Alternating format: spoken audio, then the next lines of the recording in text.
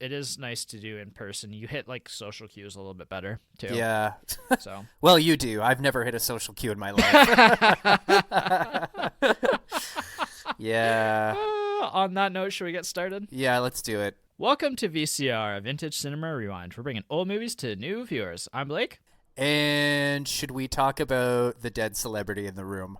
Oh man, just like going real Right into it. dark. So, for those of you regular listeners, all 5 of you, we just did the conversation as part of our VCR at the 1975 Oscars series.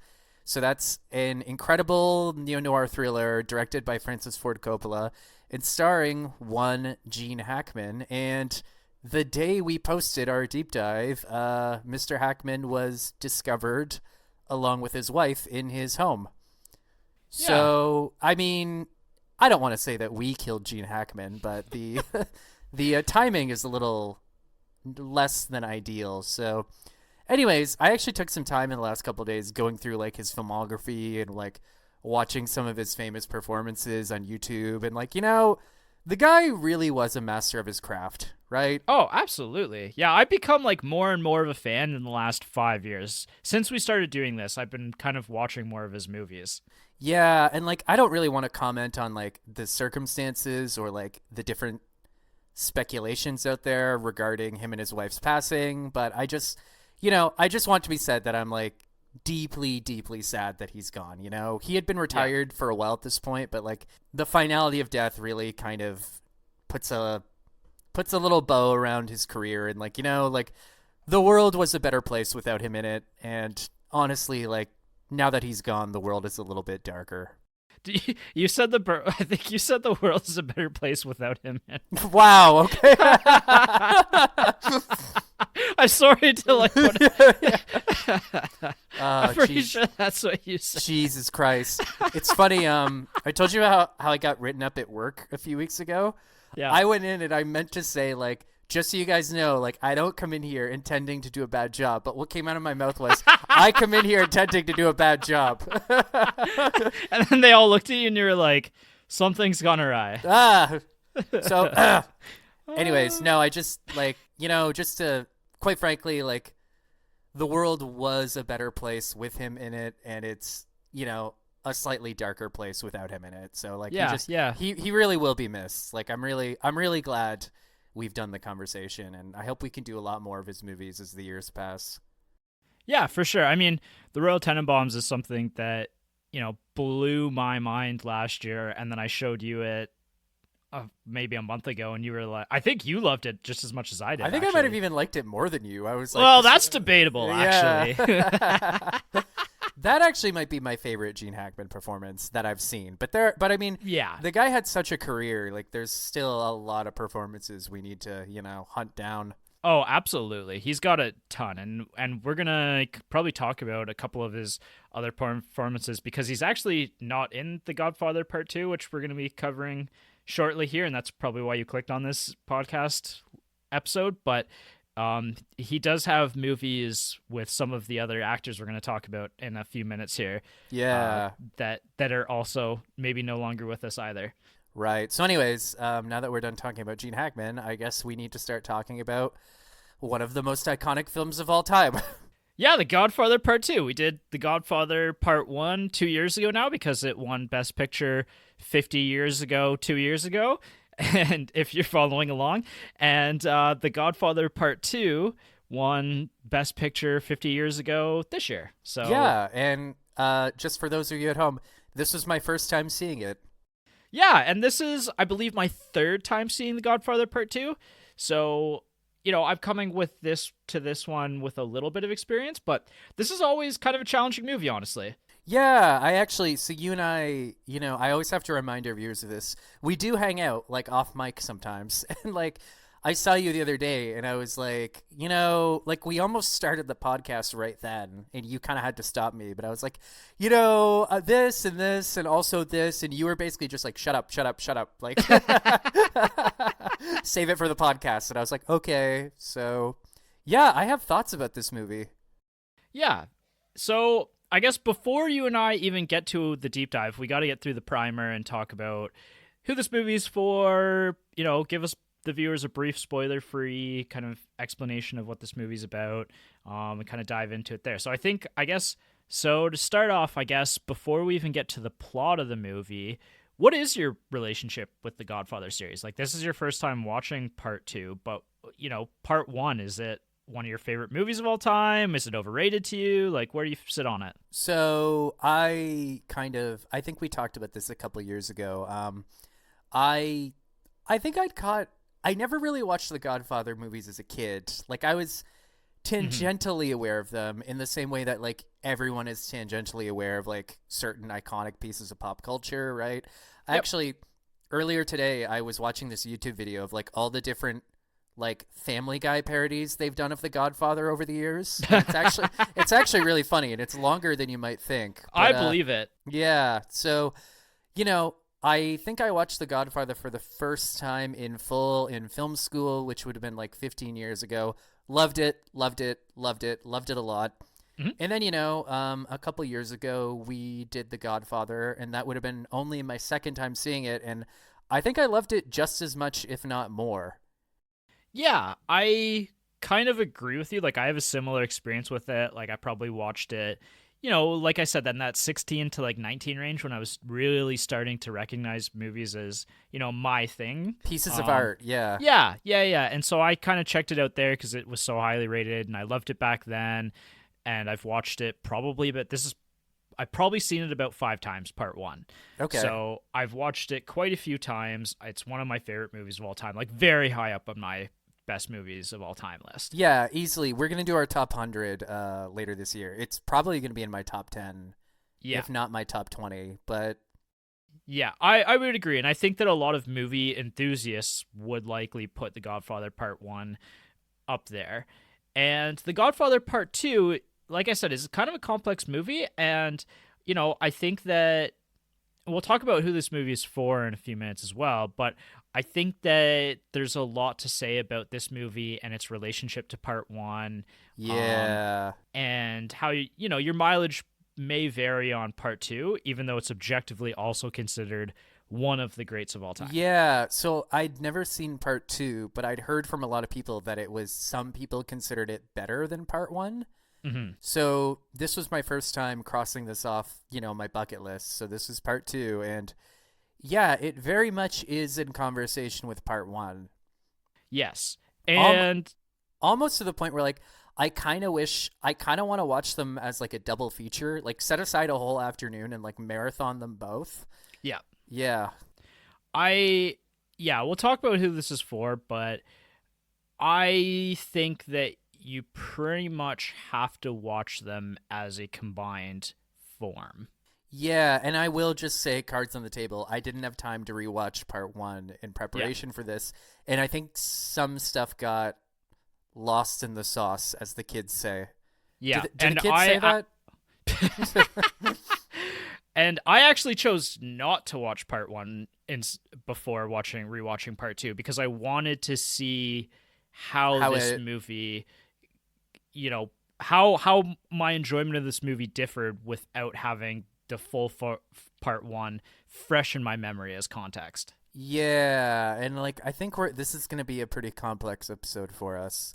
Yep. Just because of all that. And I mean, I almost felt like I came into this with, it's funny, a lot of times I come into movies not expecting much, just being like, oh, what's all this then? And then, I'm like, wow, like it's the Sonic the Hedgehog movie problem, where I'm just like, oh, it was great. Was it great, or did I just not expect anything out of it? So I came into this with like very high expectations, because I'm like, The Godfather Part 1 is a masterpiece, a masterpiece that no one wanted to make, but here we are. Right. And now here's Part 2, and it's almost to the point where like I almost kind of have this like temporally displaced pity for Francis Ford Coppola, because like The Godfather blew up in ways probably he never even imagined, and then he was tasked with like following it up. It's like, that must have been fucking terrifying.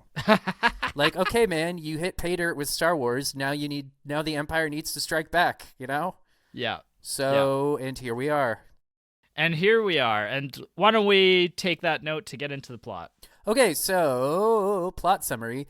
What's really important to note about part two before we even get into it is that this is a movie with two heroes, and I'm putting like giant quotation marks on heroes. Like Protagonists, yes, let's say. So basically, this story chronicles the rise of Vito Corleone, and I guess you could say the fall of Michael Corleone.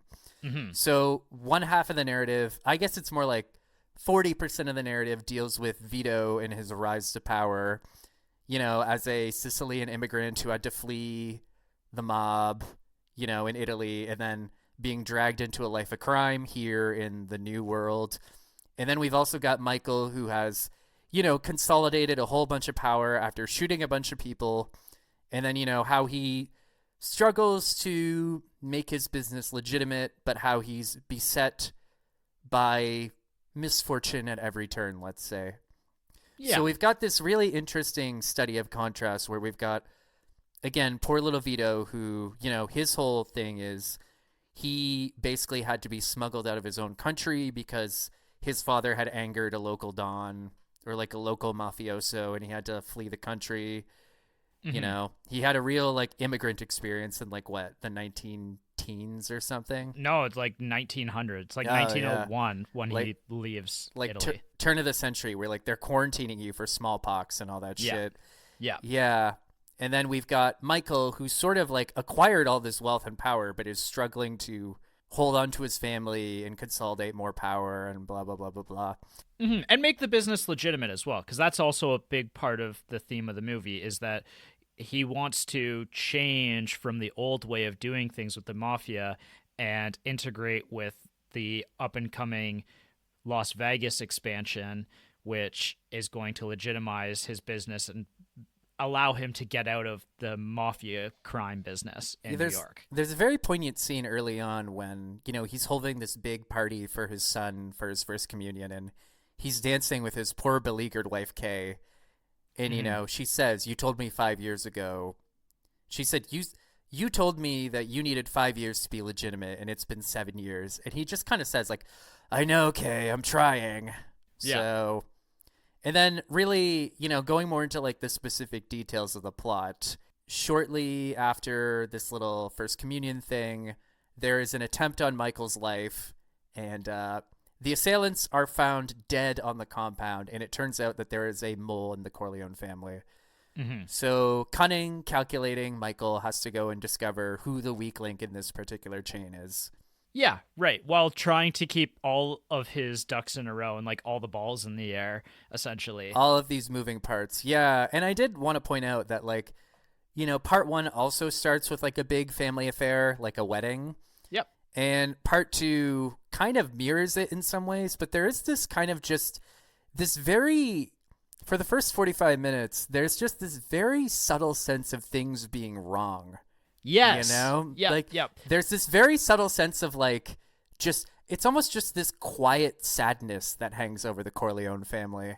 Yes, absolutely. And that's actually something I was going to note. And the other piece of this too is that part two is actually somewhat shockingly different than part one in terms of how the movie is structured. Like, it's actually, I would say, an achievement all on its own that this movie can be so different from part one and feel just, like a really smooth continuation of that story. I still. suppose, yeah. Like, and I mean, you've got the dual narrative thing, which part one definitely did not have. Correct. And yeah, different timelines even, right? Yeah. So, no, it is interesting, and I think it was a really bold swing of Francis Ford Coppola to do that.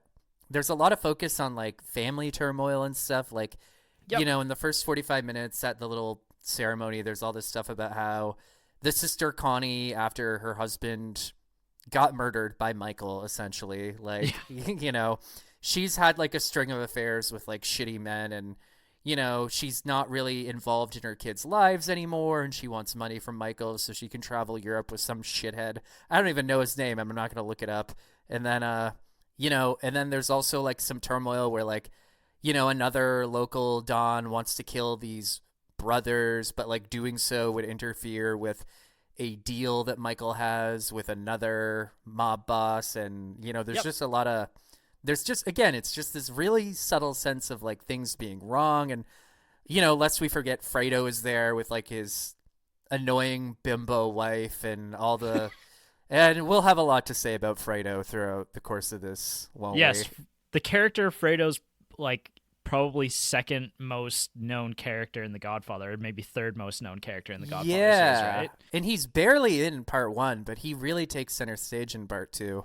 Yes. Yeah, yeah. A lot of the plot revolves around Fredo. Yeah, to the point where, like, maybe I actually have a lot of feelings towards Fredo.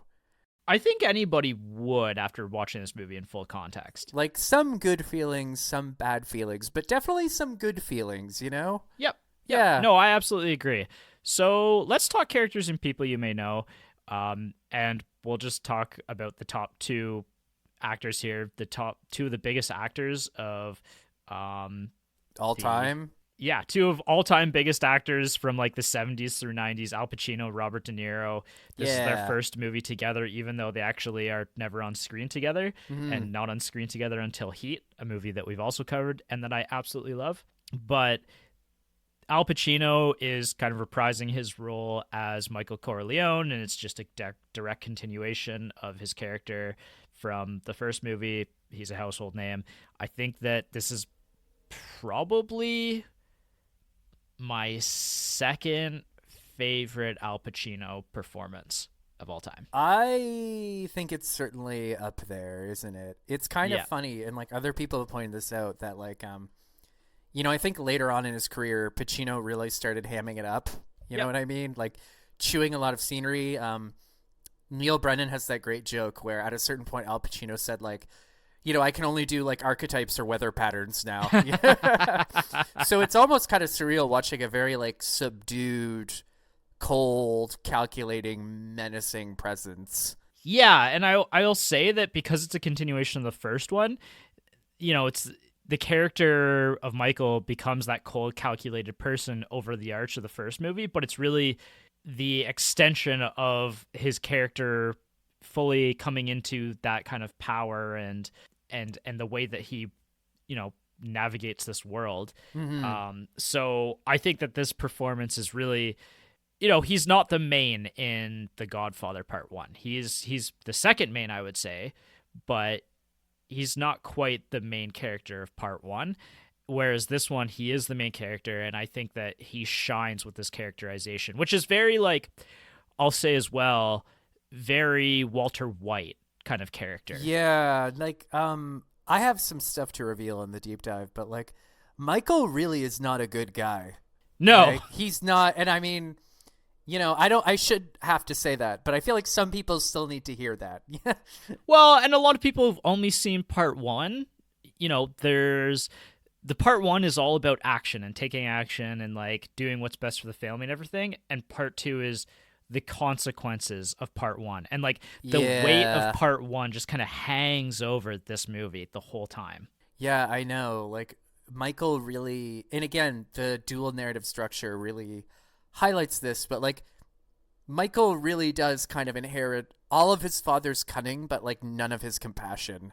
Yes. Yeah. Even more so. Like I would say he's even more intelligent than Vito is. Probably. He's sort of like, yeah, no, it's very much, yeah. And again, the dual narrative structure really takes pains to highlight that, but yeah, for sure. So the other side of things, like you were saying with dual narrative, is Vito Corleone, played mainly by Robert De Niro, except for his very, very young childhood years. But this is a very young Robert De Niro as well. And I would say that, you know, this is very early on in his career, but it's also a very, very strong performance from him as well. It's kind of interesting. I did go and so I didn't have a time to rewatch Part 1 for preparation, but I did rewatch some scenes from Part 1 on YouTube, and it was kind of interesting, like comparing like young De Niro as young Vito and right, Brando as old Vito, and you kind of look at the two and be like, yeah, I see it. Like, I buy it. Well, yeah, and I mean, famously, like Brando wore that that sting in his cheeks to kind of make his jowls look bigger, and by the end of the movie, Robert De Niro is even wearing a little bit of that as well. Oh, is he? I didn't even notice. Yeah, it's very, very subtle. I wouldn't have noticed either. It was just something on the research that I noted. Interesting. Huh. Mm-hmm. Well, good for De Niro.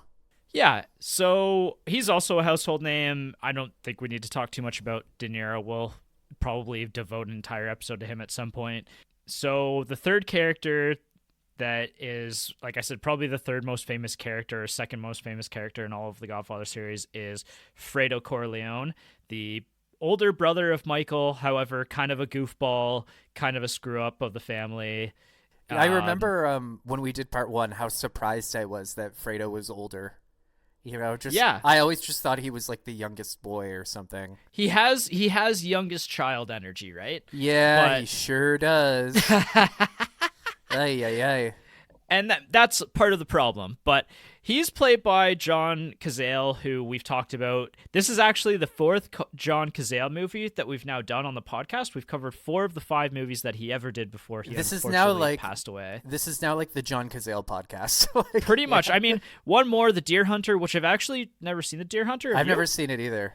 Yeah, that one's probably, maybe we'll cover it next year because I would like to watch it. It's pretty high on my priority list because John Cazale is one of the greats of all time as well, even though he was only around for a very brief time. Yep. But all 5 of the movies that he did, which is Godfather Part 1, Godfather Part 2, Dog Day Afternoon, The Deer Hunter, and The Conversation, are all Oscar nominated for Best Picture movies. You know what's so funny? I actually kind of forgot he was in The Conversation. Yeah, that's like, that one's, you know, probably his least amount of screen time out of all of these movies. He wasn't given a lot to work with that character. No, but I mean, he's still good in it. Of course. It's just, you know, you're right. That's his probably lightest performance. Mm-hmm. So after that, we've got our regular cast of characters: Robert Duvall playing Tom Hagen, Al Pacino's step or adopted brother, who's his conciliatory, his lawyer essentially, and his number one advisor in the family. Robert Duvall's one of probably borderline a household name. He was for probably like 50 years. I don't know if everybody loves Robert Duvall, right? Good. Okay. Yeah. Come on. We've done probably 6-ish to 8-ish movies of his at this point. Like, he just appears everywhere in everything, and he's always great. He is. You know what? One of my big complaints with this movie is that I think Tom Hagen was my favorite character in part 1, and I agree. He's not as well. He's not as well utilized in part 2. He's not given as much to do. Yeah, that's fair. I think my favorite character was Sonny in the first movie. Actually, now that I think about it, Sonny Corleone, like, James Caan is amazing in that movie. So it's tough, but like I think Tom Hagen's probably close second because he has so many good scenes. Like, he gets to have a lot of fun in the first movie. And he does have a particularly chilling scene that I'm sure we'll talk about next week in part 2. But yeah, he's not given as much to do this time around. Yeah, absolutely. And same with the next character, Kay, who is married to Michael Corleone. Okay. And the mother of Michael Corleone's children, who doesn't have a ton to work with in this movie either. She has some very big moments in this movie, but they don't come until later on, and it's kind of the repercussions of, like you said, her marrying into the family, and maybe also marrying into the family without kind of the understanding of what the family really is and what Michael's role is going to be in the family, and kind of the repercussions of that, and not being fully on board. You know, I'm sure we'll talk about this more next week, but like, I really want to talk about like the women in these movies. Yes. You know what I mean? They're really, you could almost do like a really interesting like feminist reading of the Godfather series. Like, you know, and we talked about this in part 1 too, about how it's almost like this is very much a man's world and women are kept out of it. Yes. You know what I mean? Like, it's almost like that's literally how part 1 ends, right? Yeah, like, don't ask me about my business, right? Yeah. And then we see more of that here in part 2. There's a really great scene where Michael goes to talk to this rival mob boss, and, you know, he's just kind of this doddering old man, and he's warmly received at the door by this old man's wife, and then they sit down at the TV and start chatting, and then it's almost like the two men exchange like a signal, like they pick up on the same frequency, because they instantly turn up the volume on the TV and shut the door so that they can talk business, right? Right. It's almost like, you know, this is a man's world and women must be protected from it. Or like more to the point, this is a man's world and women aren't allowed in it. Yeah. Mm-hmm. Yeah, it's very old boys club for sure. Yeah, well, like Vito has that great line in like part one where he's like, "Women and children can afford to be careless, but not men." Although, granted, why I love that line is like, I don't know, man. I've been watching you guys for 6 hours. Some of you are pretty careless. Yeah. Yeah. Yeah. And then the last person of the family that we should mention is Connie, who's Michael's sister, played by Talia Shire, Coppola's sister. She doesn't have a ton in this movie either, but I find every time she appears, she's very good in this movie as well. It's kind of funny, and this is a slight spoiler, but she shows up in a big way in the beginning, and then she vanishes for like 2.5 hours. Yeah. And then she comes back, and it's like, oh yeah, Talia Shire, you're in this movie. Like, welcome back. Yeah. So she's important to this movie as well, and some of the kind of every character moves forward the plot in some way. Yeah. Right? Actually, I do want to say, like, I haven't seen part 3. I don't think you have either. No, I haven't. Apparently, she has a pretty big role in part 3. Interesting. So, anyways. And so that's most of the main characters in the family and like the continuation of the characters, but we should mention a number of other characters. Frank Pentagelli, played by Michael Gazzo. So this is a new character that wasn't in part 1, that was written in for outside external reasons, but because Clemenza's actor didn't return. He actually won an Oscar for this performance. He's very, very good in this movie. He is electric. He definitely deserved an Oscar. Yeah. And then you talked about the other mob boss. It's Hyman Roth, who's the Jewish mob boss, who's ailing, aging, living in Miami at the onset of this movie in Michael's timeline.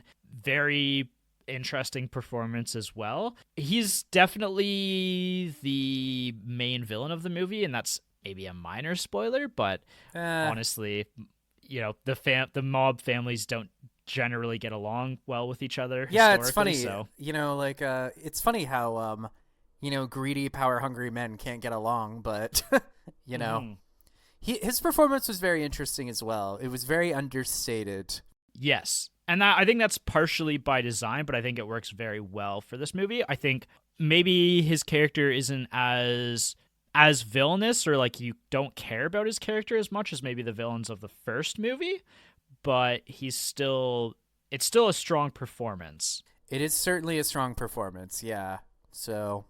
And then there's a couple other people who show up in this movie that I would just want to mention. Young Clemenza is played by Bruno Kirby, who we've actually talked about twice on this podcast because... Oh, we sure have. Yeah, he's one of your favorite characters in Good Morning Vietnam. He's one of my favorite characters in When Harry Met Sally. He's just a really strong actor.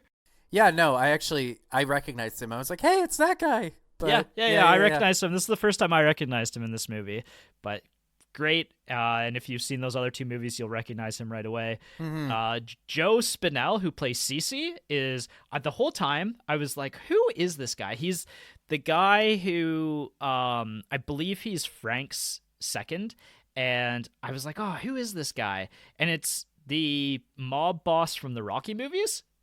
Oh, yeah, that guy. Yeah. You know what? I'm just going to say it. Some people just look like mob bosses. He is definitely one of them. Yeah. Like, I'm sure he's like, he could be coaching a little league team, and I'd be like, I don't know, man. Do we trust this guy? Should we call someone? Yeah. And then to round out the other characters that I want to mention, and this actually isn't really a character mention, it's a performer. It's Harry Dean Stanton shows up randomly in this movie. I want to say that, like, from what little research I've done, Harry Dean Stanton was a total prick on the set of Repo Man. And one of the accusations he threw at the director was like, I was directed by Francis Ford Coppola. I'm like, bro, you didn't even have a name. You were barely in the movie. So shut the fuck up. He is FBI agent number 1 or number 2. I can't remember. But yeah, he has a very small performance, but it's Harry Dean Stanton. He's always great in everything. I feel like Harry Dean Stanton was one of those guys who, like, he probably looked 80 he probably just has looked 80 his whole life. You know what I mean? I wouldn't be that mean. I would say like 50. Okay. He's not a bad looking guy. He's just a very unique face. Yeah, definitely. He's kind of like the generation above Steve Buscemi, essentially. Kinda, yeah. He was the Steve Buscemi of his generation. Yeah, exactly. So this movie is directed by Francis Ford Coppola, who we've done, I think, pretty much every single one of his most famous movies at this point. I get except Megalopolis. We're still waiting on that one, but I don't know if that would be considered one of his more famous, but maybe it's certainly one of his what he considers probably his magnum opus, right? Yeah, I guess so. Maybe in 50 years, if we're still doing this, we'll be like, I guess we need to do Megalopolis. Yeah, you and I haven't even watched it yet, actually. No, and like I'm gonna say this right now, don't watch it without me. Like we have to watch it together. Yeah, I 100% agree. I don't know when we're gonna fit that in, but we'll see. At some point, you and I will both be like, "Is tonight the night?" Is tonight the night all hell breaks loose and we lose our reason? Yeah. Yeah.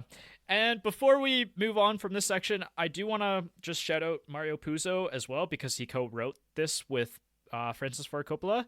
Yeah, apparently, like, I was doing a little bit of research, and, like, Mario Puzo, like, wrote the first novel to pay off gambling debts, and, like, he must have never quit gambling, because he wrote a few of these books, and, like, he contributed to all the screenplays. So Yeah. I was going to highlight this too. I didn't realize that Mario Puzo actually wrote a number of screenplays. Like I thought he was just involved in The Godfather Part 1 and Part 2, but he was involved in the screenplay of Earthquake, which we mentioned during the conversation discussion. Oh, that's right. You did mention that. Yeah. Yeah, he also wrote the screenplay for Superman and Superman 2 from 1978 and 1980. Huh. Yeah, kind of neat, eh? Kind of neat. And then he wrote The Godfather Part 3. He co-wrote the screenplay on that as well. Well, apparently, and again, I haven't done a lot of research, but, like, apparently, like, part of Part 2 script was stolen from the original book. Yeah, we'll talk about that in the deep dive, because I have some notes on that, too. Okay, well, good for you, Puzo. You did it. So, who is this movie for? Does it hold up to a modern watch? So, I'm going to say right off the bat here, and I kind of said this a little while ago, that I think that to get the most enjoyment out of this in 2025, you should watch this back to back with Part 1. Yeah. And I think you and I both experienced the same thing. So this movie is very, very, very much in conversation with Part 1. It's all about the consequences of Part 1, and then in reflection of that, really the rise to power that Vito had and how different of a life him and Michael had and what their values are. And I think to really appreciate this movie, which feels so much of a continuation of the first, you really do have to have the first one fresh in your memory. Yeah, I almost feel like maybe we did ourselves a disservice by not rewatching Part 1, but yeah, I don't know, like, it's probably not fair for, like, imagine if you watched The Empire Strikes Back without seeing Star Wars, right? You'd be like, right, what the fuck is this? Like, who's this guy in the black suit, right?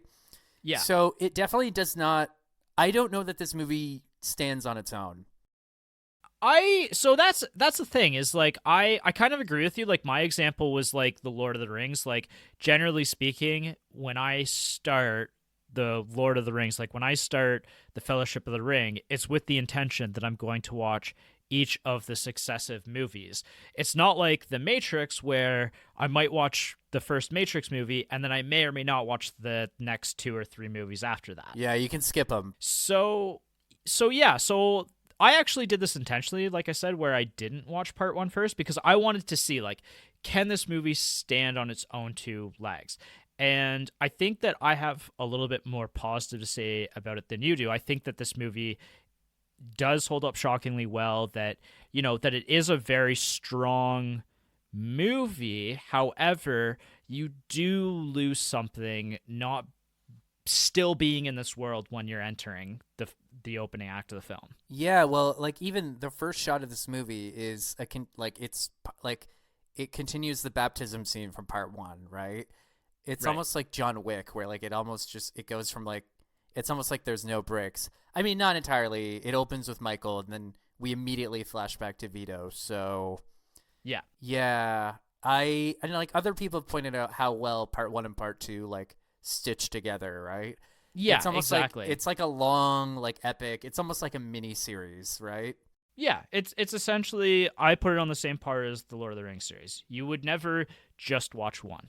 Right. And I think in this case, you also, are doing yourself a disservice to just watch part two. Like, the part two is not a movie that I would return to without watching part one first, always. Yeah. So, yeah. That being said, I do think that part two is one of the greatest movies of all time if you've also watched part one recently. And, the themes of part two are actually probably more relevant than the themes of part one. The themes of part one are kind of very classic and very family oriented, and it's about a little bit about the immigrant experience, but like this one more so feels, this movie is very much about capitalism and business and how business is conducted, right? This is very much like the Dune Messiah of the gangster genre, right? It very much is. I was actually going to bring up that comparison as well. I think that's right on the nose, the correct comparison. So I think that this movie is structurally, not only is it like doing the dual narratives, but there's a lot more complexity to this story as well, right? Like the other movie, the part one holds up shockingly well for a 3-hour movie from the early 70s, and it's paced incredibly well. And I think this movie is also paced incredibly well. It's just this movie is dense, like dense. I will say, and this is spoilers for next week, there definitely were some moments, especially in the middle of the movie, where I was just looking around like, what the fuck is going on? Like, yeah, I think that this movie also is, I think that you have to watch part 2 to 3 times before you fully kind of follow everything happening. Yeah, and that partly is just a consequence of the narrative, right? Like, there's this mole, and like Michael's doing all this like galaxy brain shit to like figure out who the mole is, and yeah, even though we pretty much know who the mole is even before he does. Yeah. Oh, we definitely do. Yeah. We pretty much see it like it cuts to who the mole is immediately after Michael says, I think there's a mole in and the like family. no one is surprised. We're like, oh, Exactly. Of course it was that person. So yeah, so I think if you've seen part 1, I think you should watch this movie like right after. And that's the best time to watch it. And who this movie is for is for the people who've seen part 1. Don't watch this one first. That doesn't make any sense to me. Yeah, stupid.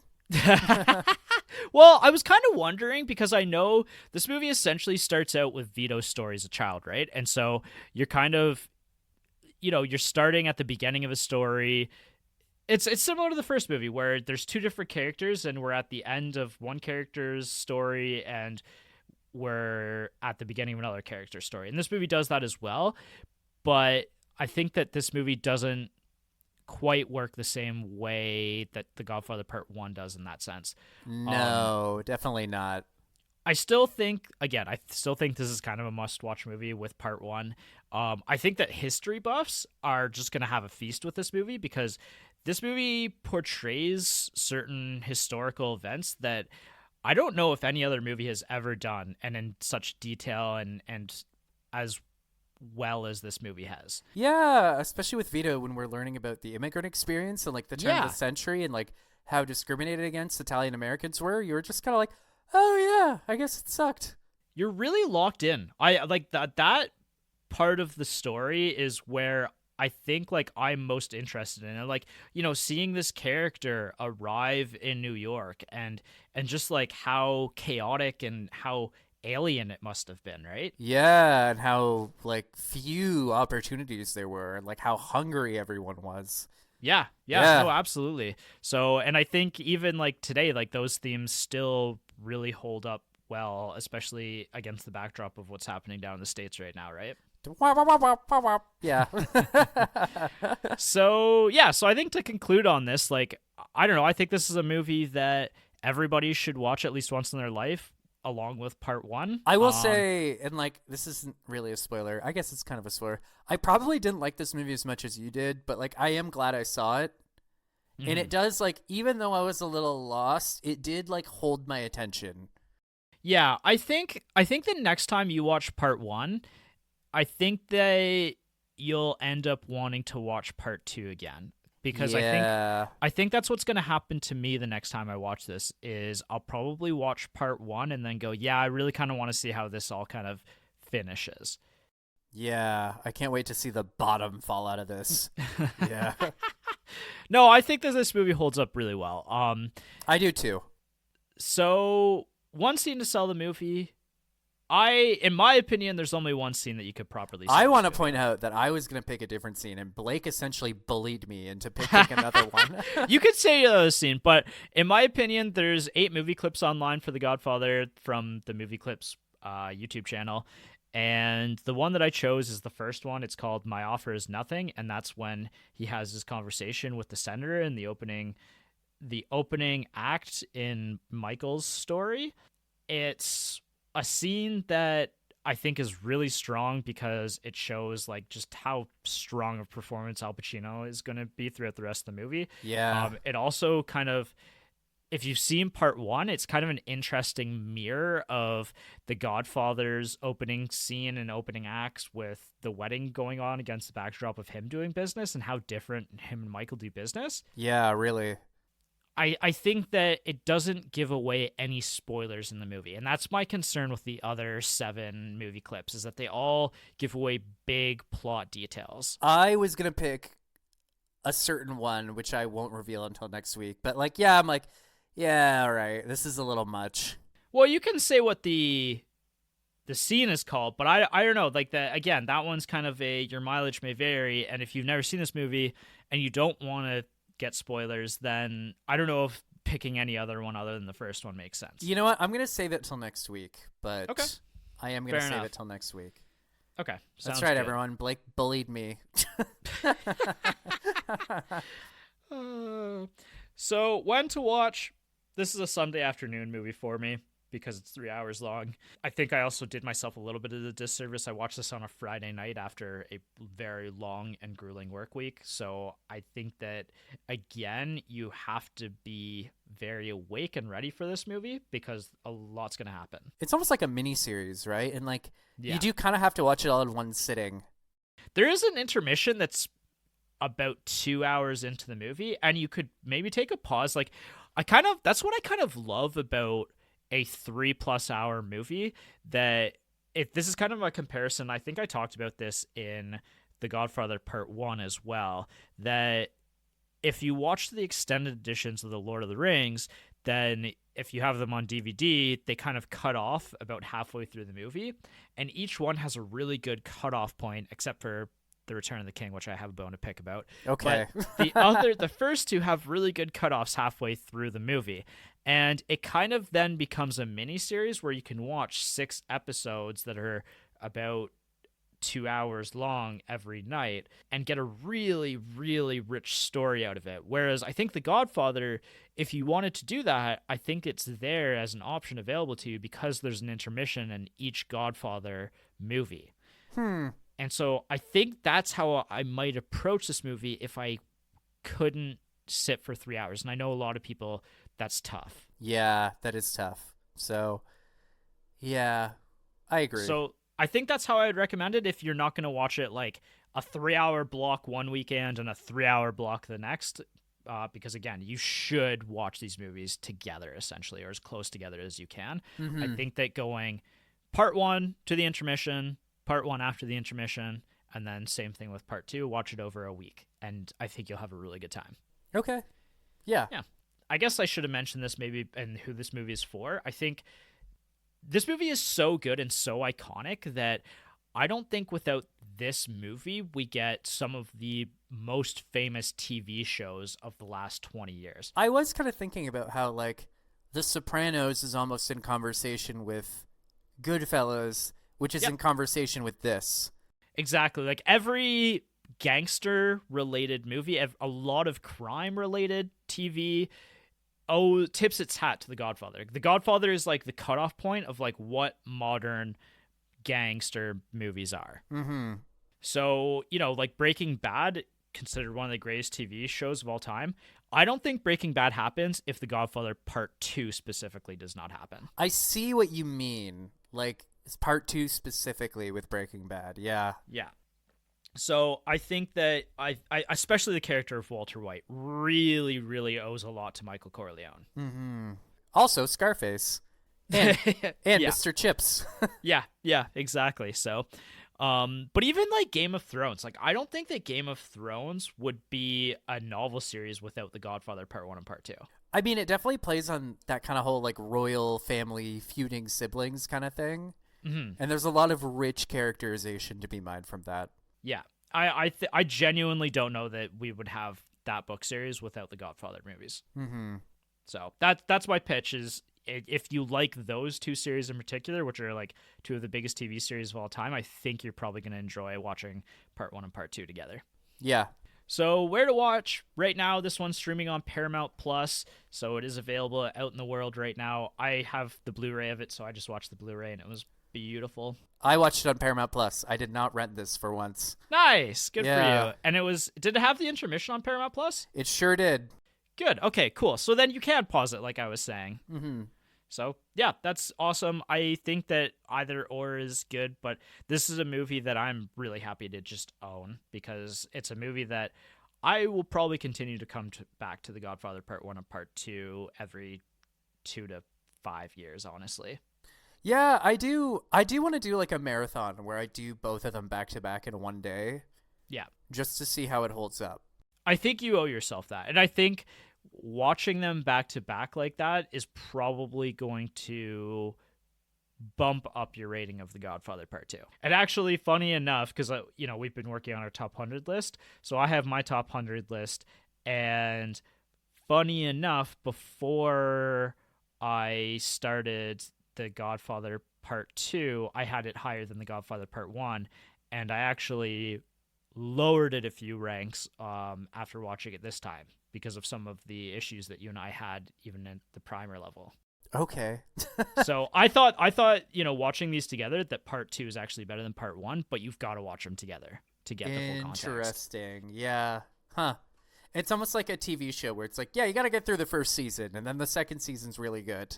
Yeah, exactly. Or it's like the first season's good, but like the second season's even better. So yeah, exactly. So, and I think that is it for the primer episode. I guess the Oscars were like yesterday in terms of when we were actually recorded this one. I guess they were.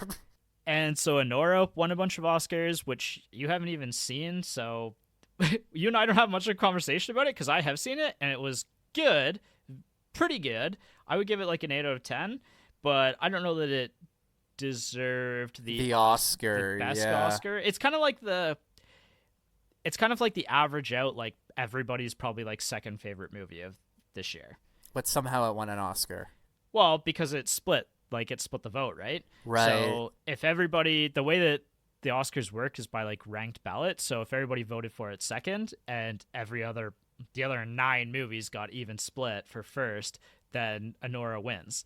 So because I loved The Substance, but that's not a movie that all Oscar voters are going to vote for. I think it won like for best makeup or some shit like that. It did. Yeah. I won that, which I was proud of, but it didn't, like, Demi Moore didn't win Best Actress, which is a little disappointing, but again, Anora just swept, so it doesn't matter. Yeah. And then like Dune Part 2, I love Dune Part 2, and I saw there was like posts online that there were Oscar viewers who were like, I refuse to watch Dune Part 2. And I was like, why do you vote then? Like, yeah. How dare you? Like, that's kind of an insult to also, your job. Get off your like elitist high horse, right? Yeah. It's sci-fi. It's genre fiction. Get over it. Yeah, but it's like really good sci-fi genre fiction that's like, I would say the story of Dune is as strong as the story of The Godfather Part 1 and Part 2. Yeah, exactly. So I wonder if there were people who protested The Godfather on the same grounds like 50 years ago. Well, I mean, that's such a gong show in and of itself, right? Which we didn't even talk about it in this episode, but there is like that The Offer, which is on Paramount Plus, which is like a TV show showing the making of this movie, and it's kind of like a dramatization a little bit, but it was also very dramatic making the first movie. I absolutely loved that miniseries, thought it was fantastic, so I think also recommend going to check that one out. But anyway, yeah, the Oscars, I a little disappointed, but also like kind of thought that Anora might just take everything. I think a little disappointed is just kind of how everyone feels when watching the Oscars. I kept waiting for Will Smith to slap someone, but Yeah. There was a really, really good joke though. So there's a moment where Conan O'Brien says this is halfway through the Oscars, and this is about the time when Kendrick is going to come on and call Drake a pedophile. That's pretty good. That's amazing. So yeah, Conan O'Brien was, I think, really good last night. I only watched a few clips. I didn't watch the whole thing because honestly, award shows are kind of boring if you're not in the running for them. Yeah, ain't So, nobody. and got maybe time that's for just my competitive nature too, where it's just like I'm not actively able to either vote or collect an award here. So what do I care? What do I care? It's like watching somebody else's little league game, right? Yeah. Yeah. So, all right. Yeah. Good job, Honora. You did it. You did it. And on that note, I guess that's it for the primer episode. So we will see you next time for the deep dive. We will certainly see you then. Cool. See you next time. Bye.